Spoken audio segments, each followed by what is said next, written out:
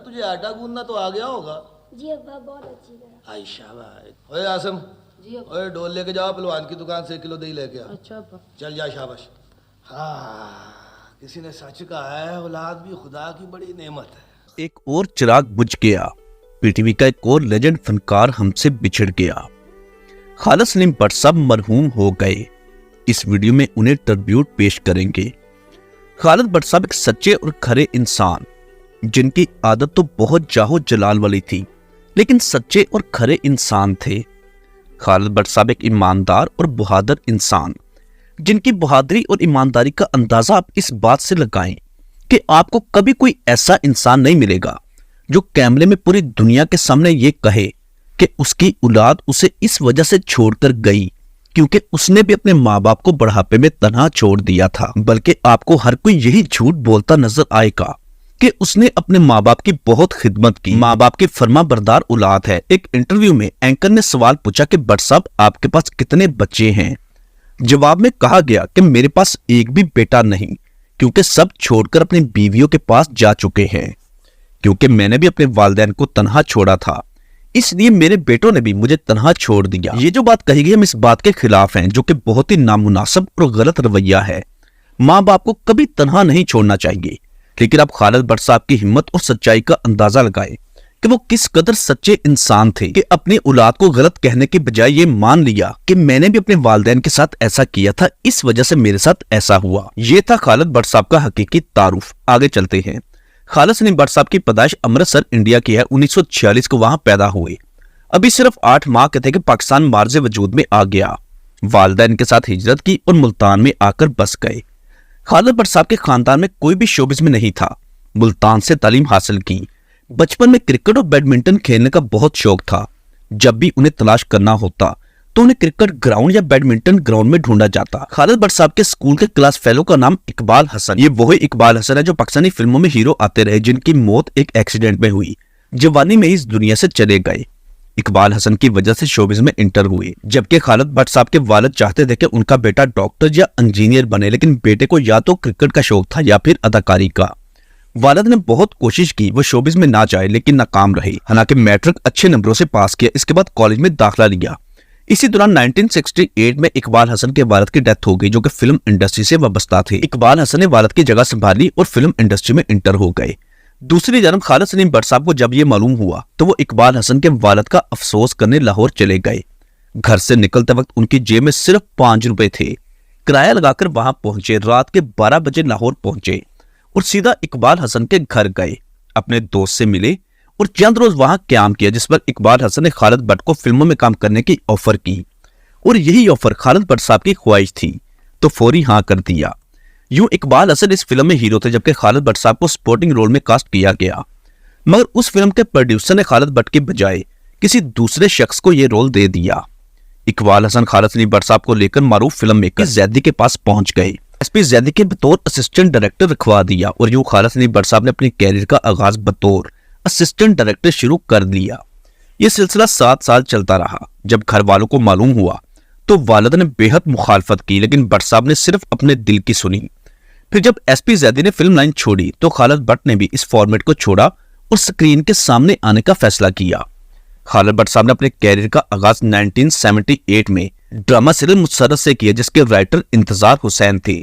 اس میں lead role شداد ہاشمی نے نبھایا جبکہ خالد بٹ صاحب سیکنڈ لیڈ رول میں تھے. یہ ڈرامہ خالد بٹ کی زندگی کی داستان جیسا تھا. تقریباً 10 سال لاہور یتیم خانہ کے قریب اتحاد کالونی میں کرائے کے گھر میں رہے لیکن ان 10 سالوں میں وہ گمنام رہے. لیکن جب ٹی وی پر آنا شروع ہوئے تب لوگوں کو معلوم ہوا کہ پی ٹی وی کا یہ ورسٹائل فنکار انہی کے پاس رہتا ہے. یہاں سے کامیابی کے سفر کا آغاز ہو گیا. ٹی وی کے بعد تھیٹر کی دنیا میں قدم رکھا. پہلا اسٹیج ڈرامہ الحمرا تھیٹر کے باہر کھڑے ہو کر کیا جو کہ اوپن ایئر تھیٹر تھا کیونکہ اس دور میں الحمرا تھیٹر زیر تعمیر تھا. تھیٹر میں کام کر کے ان کی اداکاری میں مزید نکھار پیدا ہوا. یہاں سے کامیابی کے سفر کا آغاز ہوا جو کہ آخری دم تک جاری رہا. ہر مشکل سے مشکل کردار کے لیے وہ پہلی ترجیح ہوا کرتے تھے.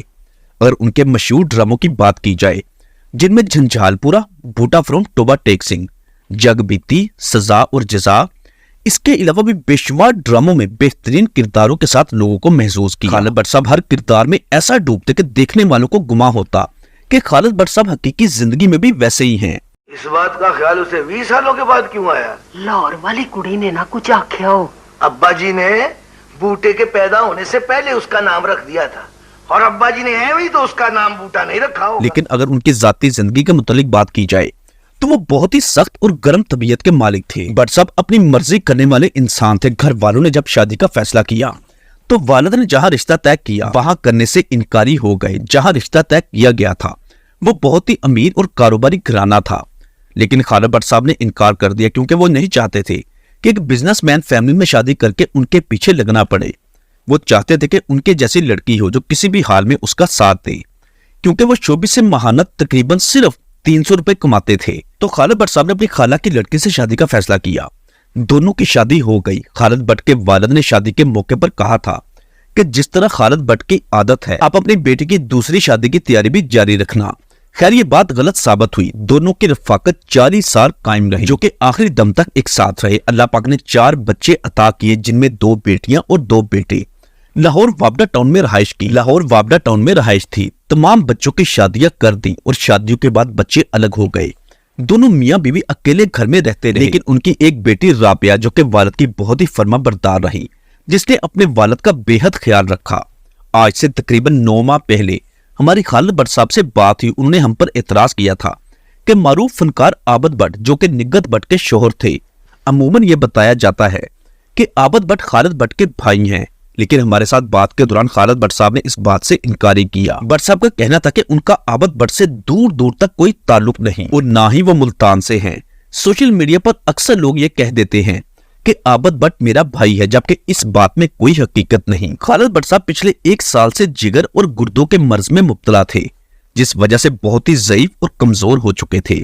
علاج کا سلسلہ چلتا رہا، لیکن علاج کے ساتھ ساتھ اداکاری بھی چلتی رہی۔ بالآخر اس سفر کا اختتام گزشتہ روز ہوا۔ کل مغرب کے وقت اللہ پاک نے خالد بٹ صاحب کی زندگی پر فل سٹاپ لگایا اور انہیں اپنے پاس بلا لیا۔ اپنے آخری وقت میں وہ بہت ہی کمزور ہو چکے تھے اور یوں 11 جنوری 2024 کو خالد بٹ صاحب اپنے خالق حقیقی سے جا ملے، جبکہ آج بعد از نماز عصر وابڈا ٹاؤن لاہور والے قبرستان میں اسودیخہ کر دیا گیا۔ سوگواران میں 2 بیٹیاں اور 2 بیٹے چھوڑے۔ بیٹوں کے نام ہے فیصل خالد بٹ اور یاور خالد بٹ۔ وابڈا ٹاؤن لاہور میں رہائش پذیر تھے۔ 10 مرلے کا بہت ہی عالی شان گھر تعمیر کروایا، جہاں ہر قسم کی آسائش موجود تھی۔ ان کے نماز جنازہ میں بہت بڑی تعداد میں فنکار برادری نے شرکت کی۔ اللہ پاک لواحقین کو صبر دے۔ خالد بٹ صاحب اس وقت بھی جیو ٹی وی کے ڈرامہ سیریل خائی میں آن ایئر آتے ہیں، لیکن حقیقت میں وہ اس دنیا سے جا چکے ہیں۔ اللہ پاک خالد بٹ صاحب کی مغفرت فرمائے اور ان کے درجات بلند کرے، آمین۔ دوستو ایک بار سورہ فاتحہ اور 3 بار سورہ اخلاص پڑھ کر خالد بٹ صاحب کی روح کو لازمی اصالہ ثواب کیجیے گا۔ چینل پر اگر نئے ہیں تو اسے فوری سبسکرائب اور ساتھ دیے گئے بیل آپشن کو بھی پریس کرتے۔ اچھا تم میری وجہ سے سوچ رہی ہو؟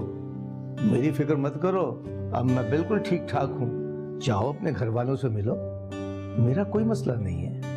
ابا بلکہ میں نے شراز سے بھی بات کر لی ہے۔ لو بس مسئلہ حل ہو گیا۔